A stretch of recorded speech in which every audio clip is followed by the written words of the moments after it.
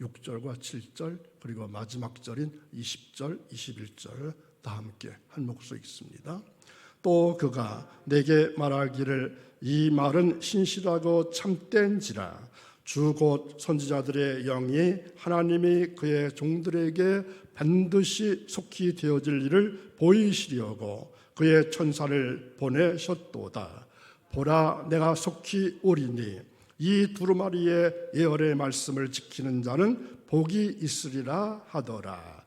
이것들을 증언하신 이가 이르시되 내가 진실로 속히 오리라 하시거늘 아멘. 주 예수여 오시옵소서. 주 예수의 은혜가 모든 자들에게 있을지어다. 아멘. 눈이 많이 온 새벽인데도 새벽을 깨우신 사랑하는 여러분, 살아있음이 뭘까요? 곧 은총입니다. 곧 은혜입니다. 하지만 세상은 우울하고 힘이 듭니다. 지쳐 있습니다. 그렇지만 오늘 주시는 말씀을 통해서 또 여러분들의 기도를 통해서 치유와 회복이 있기를 간절히 축원합니다. 어제 말씀 기억하실까요? 주님을 기다리는 자세 어떻다고 했습니까? 먼저는 깨어있는 신앙이 되어야 되고, 두 번째는 하나님의 뜻을 찾아봐야 되고 따라야 되고, 또 하나 있었죠. 내가 누구인가? 내 인생은 어떤 것인가? 이러한 세 가지 자세가 먼저 있어야 하지만 주님을 기다릴 수 있는 그러한 자세가 된다. 이 말씀을 나눴습니다. 오늘은 제가 맡은 3일째 마지막 주 예수여 오시옵소서 마라나타, 이러한 제목으로 말씀을 나눠볼까 합니다. 여러분, 기다림의 대상이 있다는 것은 뭘까요? 힘입니다. 또 소망입니다. 기다림의 대상이 없는 사람은 소망이 없는 사람입니다. 희망이 없는 사람, 또 기다림이 없는 사람은 어쩌면 불행한 사람일 것입니다. 아무리 편안하고 만족한 삶을 산다 할지라도 앞으로 희망이 없다면 그 삶은 의미가 없습니다. 그러나 지금 고생하고 있어도, 지금은 조금 힘이 든다 할지라도 기다림이 있다면 행복합니다. 기다림이 있는 사람은 그 어려움과 힘든 삶을 견뎌내고 찬송할 수 있기 때문입니다. 그렇다면 여러분은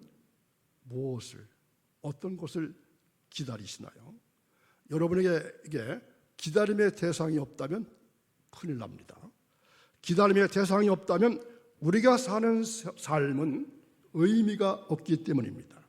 소망이 있을 때 내 의지는 더 강해질 것이고, 내 삶은 더 기름질 것이고, 풍성해질 것이고, 의미가 있게 될 것입니다. 그리고 다른 사람에게까지도 영향을 끼치게 될 것입니다. 새벽에 오신 사랑하는 여러분, 오늘 우리가 있는 것은 바로 이 기다림, 소망, 희망이 있기 때문입니다.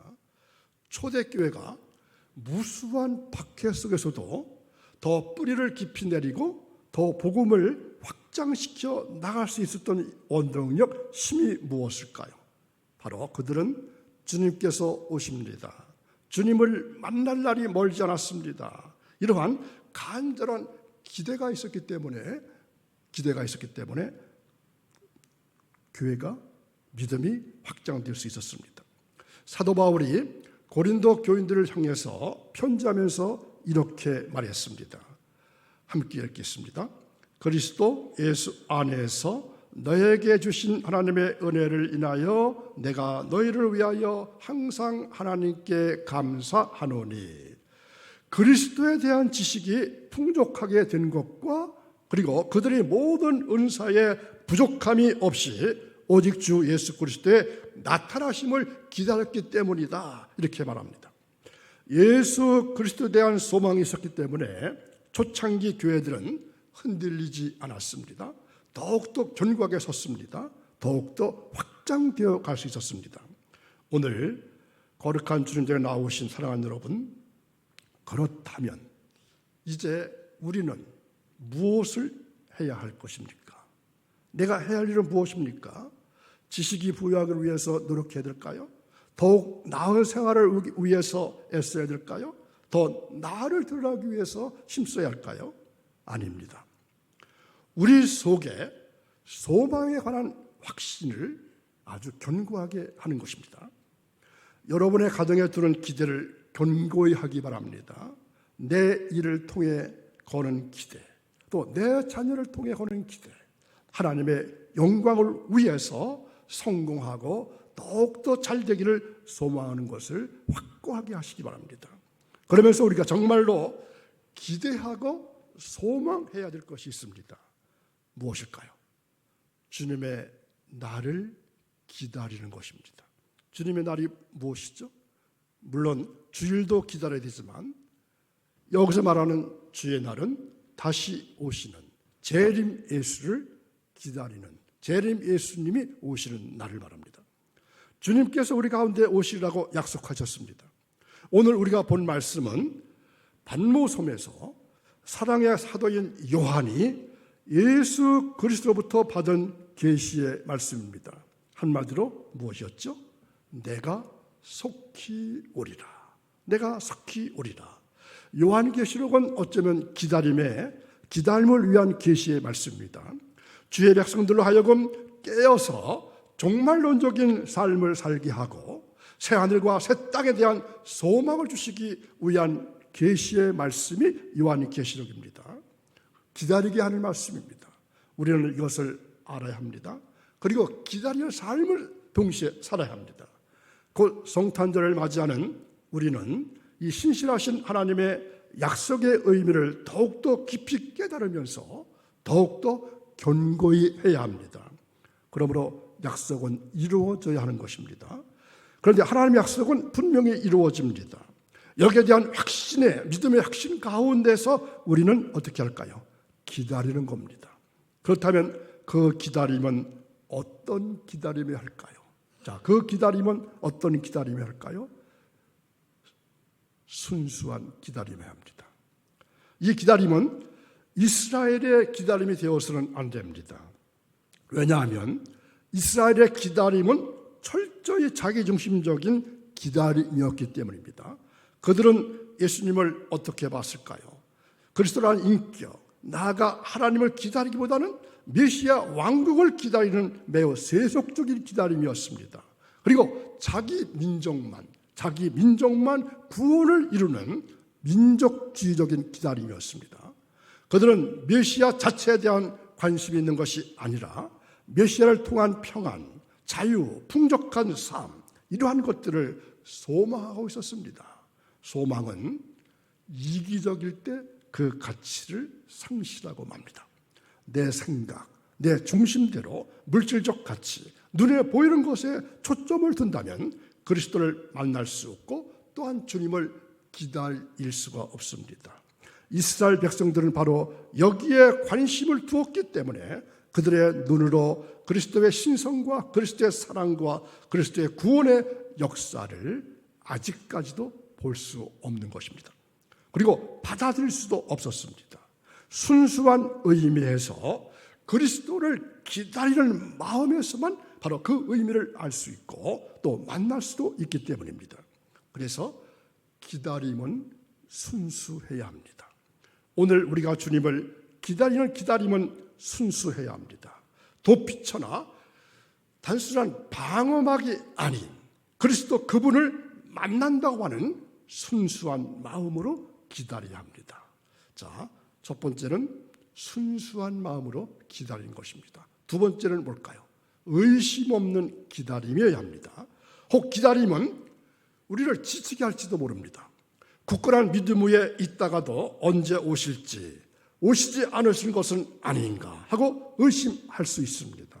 때때로 느슨하게 되면은 사탄이 우리의 마음을 틈타게 됩니다.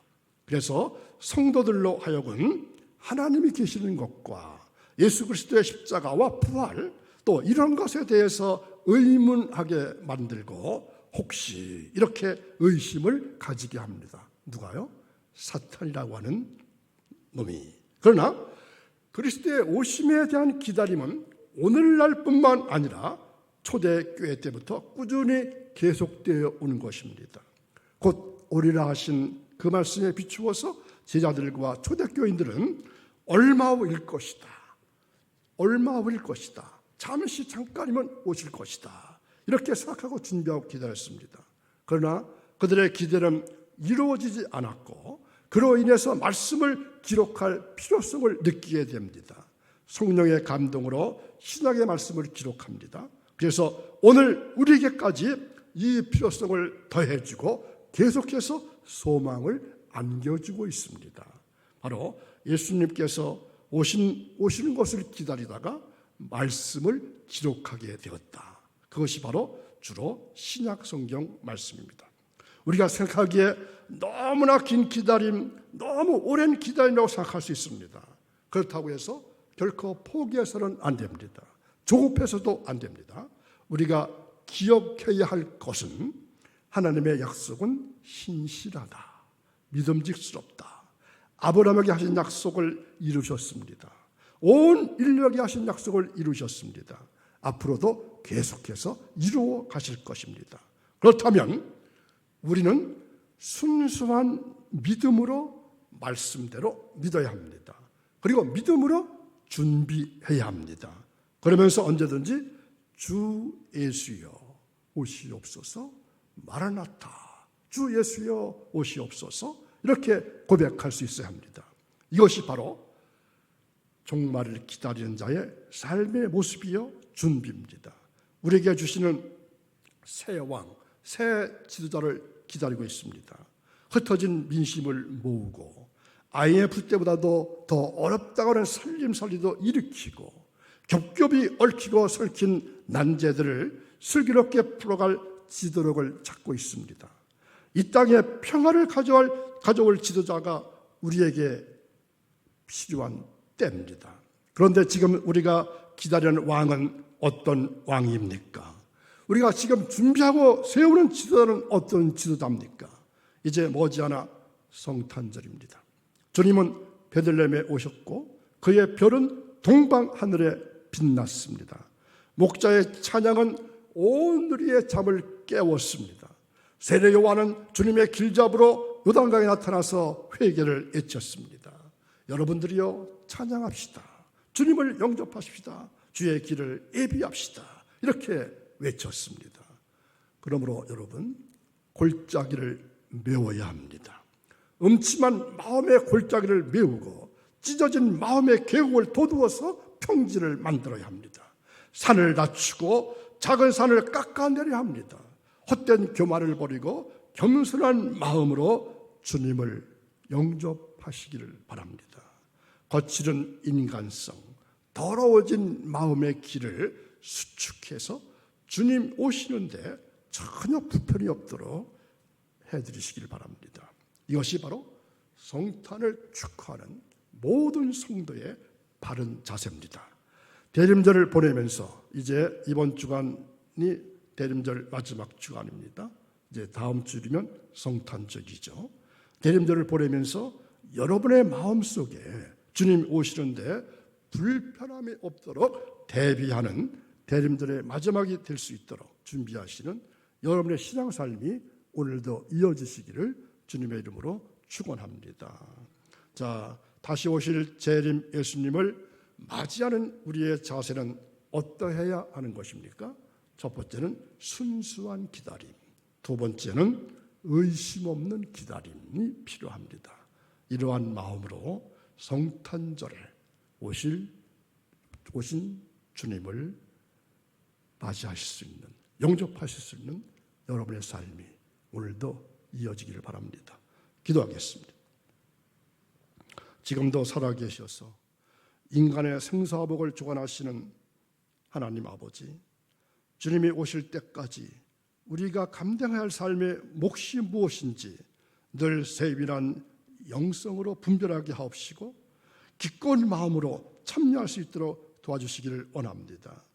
저희들 앞에 놓여있는 현실이 아무리 어렵다 할지라도 하나님의 전권으로 통치하실 종말의 빛에서 평화와 기쁨과 희망을 잃지 않을 뿐만 아니라 종말의 삶을 지금 여기서 구체적으로 살아갈 수 있도록 도와주옵소서. 특히 순수한 마음과 의심 없는 마음으로 주님의 재림을 기다리는 믿음을 더하여 주옵소서.